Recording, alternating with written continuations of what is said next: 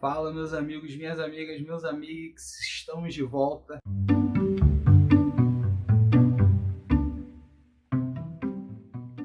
Vamos continuar aquele assunto que é a ascensão nazista, aquela partezinha da história de Adolf Hitler, que é um dos assuntos mais sensacionais, né? Então, na aula passada, a gente já estava trocando uma ideiazinha sobre algumas características gerais e genéricas sobre a pessoa de Hitler.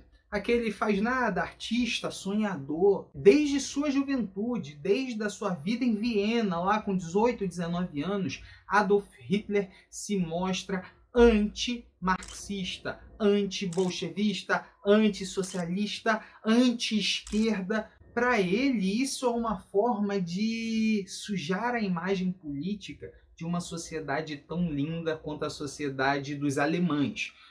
Só para deixar melhor explicado, quando eu digo a sociedade dos alemães, eu não estou dizendo aquele que nasceu dentro do Estado alemão, do território, da fronteira, que vive sobre a legislação alemã. Não, não se esqueça, aqui eu estou falando sobre etnia e no conceito da época sobre raça.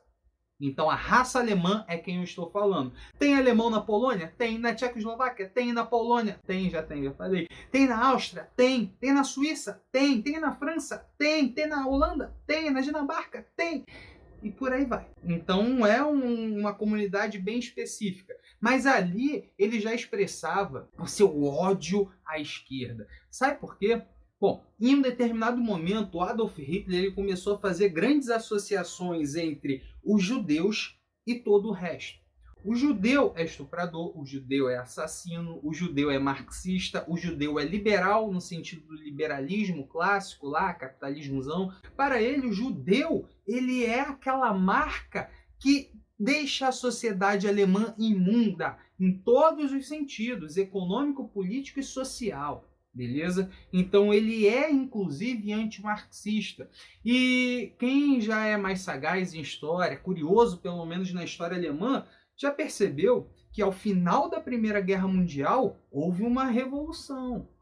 Eu digo que houve uma tentativa de revolução socialista, que foi a nossa famosa Revolução Espartaquista, com a nossa querida e saudosa Rosa de Luxemburgo, uma mulher de esquerda combativa revolucionária.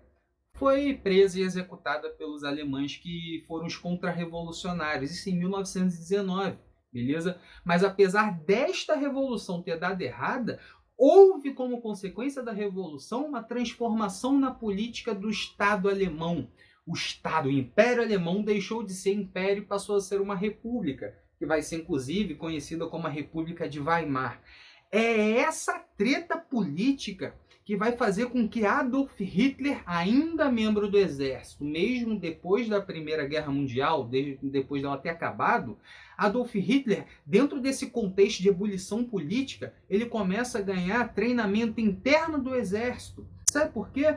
Porque internamente os oficiais eles tinham a intenção de impedir que os membros do exército começassem a compactuar com as ideias de esquerda que estavam em ebulição. Mas não só as ideias de esquerda estavam em ebulição na Alemanha, as de direita também.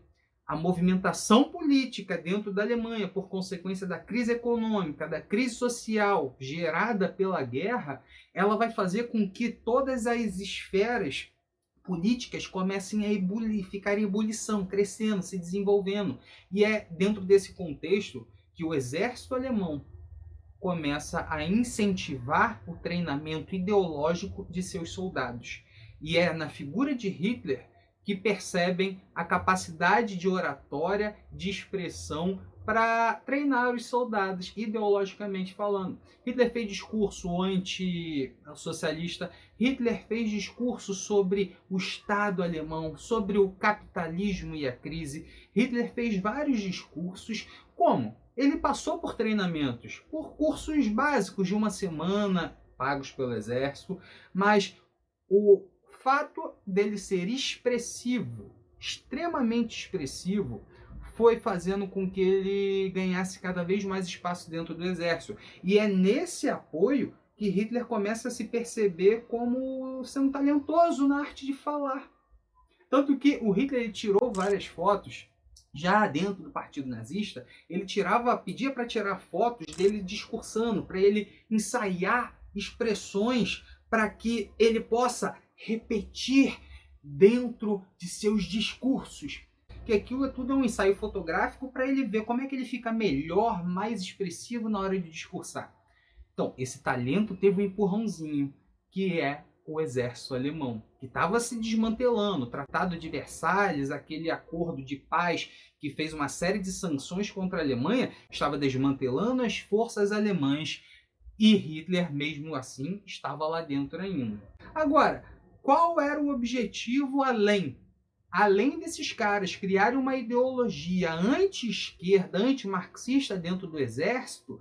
O exército alemão, por meio de informantes e por meio de espiões, e por meios oficiais também, se sentiu na obrigação, na missão de estimular e desenvolver os partidos que pregassem as suas ideias. E quais são as suas ideias?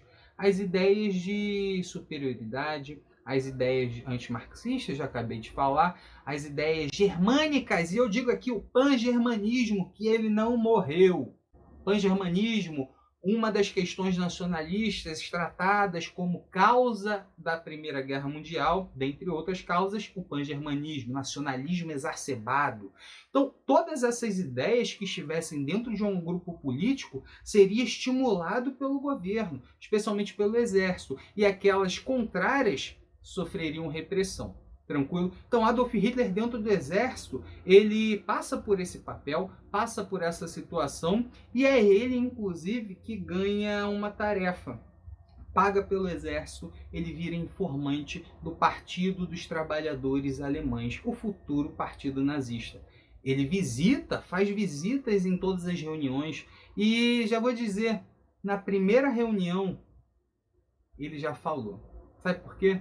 Porque ele estava lá quietinho, quando ele estava saindo com seu caderninho, um membro do partido, que era um pequeno grupo político, um movimento, não pode nem chamar aquilo de partido. Os caras estavam se reunindo numa cervejaria, que era o local comum de sociabilidade política naquela época, lá em Munique. E aquele grupelho piquititito, teve um malandro que falou assim, defendendo a independência da Bavária, porque para os bávaros tudo era culpa dos prussianos. Estude a unificação alemã que você vai entender do que eu estou falando. Então, quando ele